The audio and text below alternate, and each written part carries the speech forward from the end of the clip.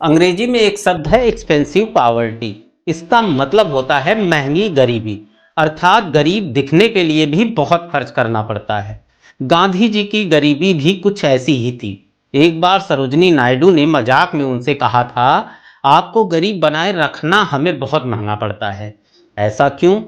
गांधी जी जब भी तीसरे दर्जे में रेल यात्रा करते थे तो वो इस सामान्य तीसरा दर्जा नहीं होता था।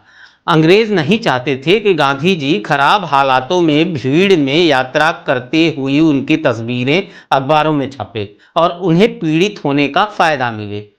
इसलिए जब भी गांधी जी रेल से यात्रा करते थे उन्हें विशेष ट्रेन दी जाती थी जिसमें कुल 3 डब्बे होते थे। ये डिब्बे केवल गांधी जी और उनके साथियों के लिए होते थे, क्योंकि हर स्टेशन पर लोग उनसे मिलने आया करते थे। इस पूरी व्यवस्था का खर्च बाद में गांधी जी के ट्रस्ट द्वारा अंग्रेज सरकार को दे दिया जाता था। इसलिए एक बार मोहम्मद अली जिन्ना ने कहा था कि जितने पैसों में मैं प्रथम श्रेणी में यात्रा करता हूं, उससे कई गुना में गांधी जी तृतीय श्रेणी की यात्रा करते हैं। गांधी जी ने प्रण लिया था कि वो केवल बकरी का ही दूध पिएंगे। बकरी का दूध आज भी महंगा मिलता है, उस समय भी महंगा था।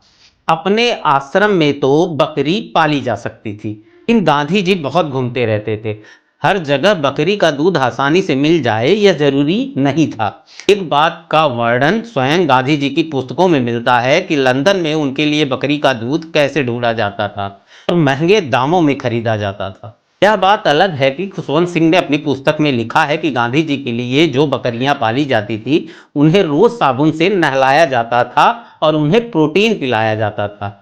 उन पर लगभग 20 रुपए प्रतिदिन का खर्च होता था। 90 साल पहले के 20 रुपए का मतलब आज के हजारों के बराबर होता है।